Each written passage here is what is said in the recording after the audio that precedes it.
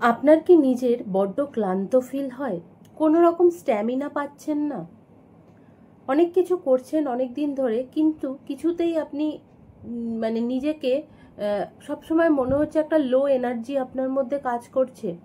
আজকের ভিডিওতে এমন কতগুলো খাবারের কথা আমি আপনাদের উল্লেখ করব, যেগুলো আপনারা যদি নিয়মিত খেতে পারেন তাহলে কিন্তু আপনারা খুব সহজেই একটা এনার্জি পাবেন। কখনো আপনার নিজেদের মধ্যে ক্লান্তি ভাবটা আসবে না, আপনারা নিজেরাই বুঝতে পারবেন আপনারা নিজেটা কতটা এনার্জেটিক হয়ে গেছেন।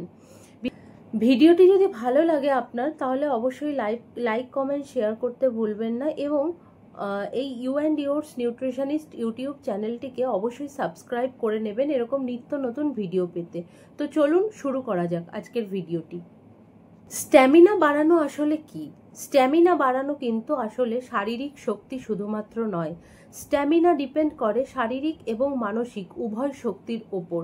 সুতরাং আপনি যদি শারীরিকভাবে দুর্বল থাকেন, অটোমেটিক্যালি আপনার কিন্তু মানসিক পরিস্থিতি ভালো থাকবে না। সুতরাং আপনাকে টোটালি হেলদি হতে গেলে শারীরিক এবং মানসিক দুই দিক থেকেই কিন্তু আপনাকে ফিট থাকতে হবে।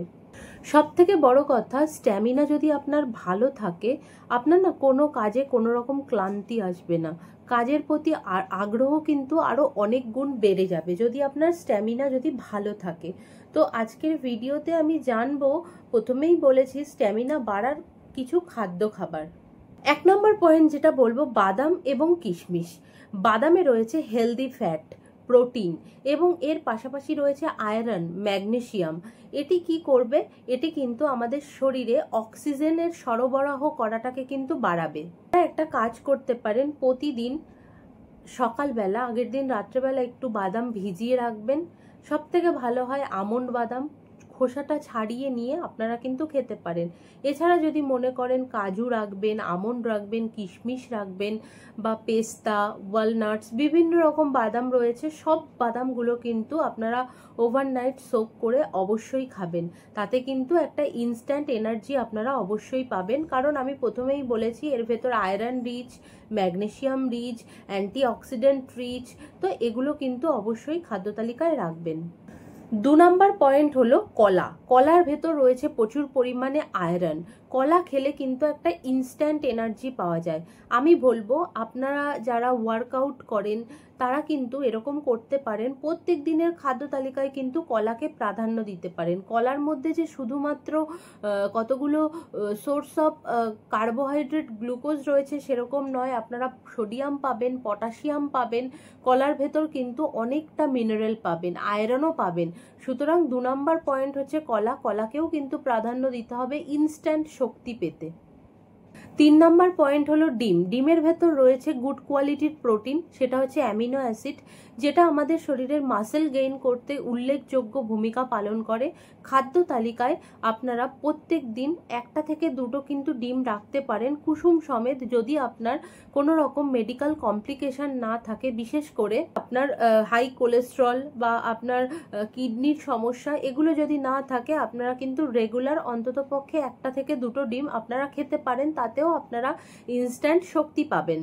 4 নম্বর পয়েন্ট যেটা বলবো সেটা হচ্ছে পালং শাক বা যে কোনো সবুজ শাক।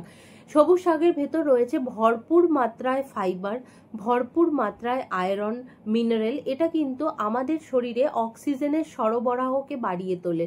সুতরাং খাদ্য তালিকায় প্রত্যেক দিন চেষ্টা করুন যে কোনো রকমের লিফি পাতা জাতীয় শাককে কিন্তু প্রাধান্য দিতে। তাতে আপনার কনস্টিপেশনও হবে না এবং আপনি নিজেকে সবসময় একটা ফুরফুরে বা একটু ঝরঝরে ফিল করবেন।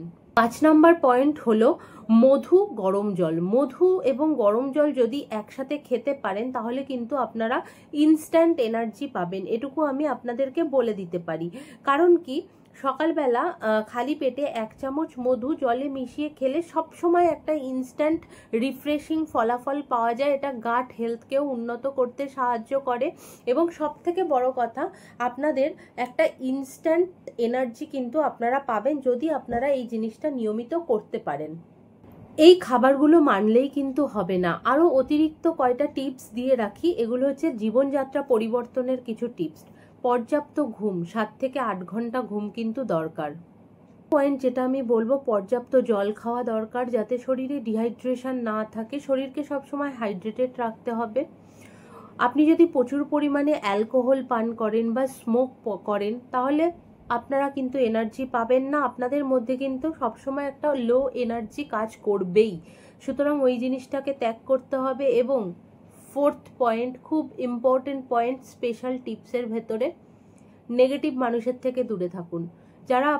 যারা সবসময় আপনাকে নেগেটিভিটি দেবে, আপনি পারবেন না, করবেন না, হবে না, যাবে না, এই না টাইপের মানুষগুলো থেকে দূরে থাকুন। নিজেকে স্ট্রেস মুক্ত রাখুন। সবসময় মেডিটেশন করুন, চেষ্টা করুন মেডিটেশনকে লাইফের পার্ট বানানোর। দেখবেন আপনি সবসময়ের জন্য এনার্জেটিক থাকবেন। ভেতর থেকে একটা আপনার হ্যাপিনেস কাজ করবে। যাই হোক, আজকের মতো এইটুকু। যদি আমার ভিডিওটি ভালো লাগে, প্রথমেই বলেছি অবশ্যই চ্যানেলটিকে সাবস্ক্রাইব করবেন, আমাকে একটু সহযোগিতা করবেন যাতে আমি এরকম নিত্য নতুন ভিডিও আমি আপনাদেরকে প্রতিদিন উপহার দিতে পারি। আর একটা কথা, শুধু খাবারের থেকেই কিন্তু স্ট্যামিনা বাড়ে না, অনেক কিছু ডিপেন্ড করে। যেরকম কি আপনার মেন্টাল পরিস্থিতি কেমন রয়েছে, আপনি কাদের সাথে রয়েছেন, তারা আপনাকে কতটা পজিটিভিটি দিচ্ছে, এবং অবশ্যই যেই খাবারগুলো বললাম সেই খাবারগুলো আপনি মেনে 15 থেকে 20 দিন খান, এবং তারপর আমাকে কিন্তু জানাতে ভুলবেন না আপনি নিজেকে কতটা এনার্জেটিক ফিল করছেন। জাস্ট ওই কয়টা খাবার রেগুলার রাখুন খাদ্য তালিকায়, দেখবেন চেঞ্জেস নিজেরাই বুঝতে পারবেন। সকলে ভালো থাকবেন, সুস্থ থাকবেন। নমস্কার।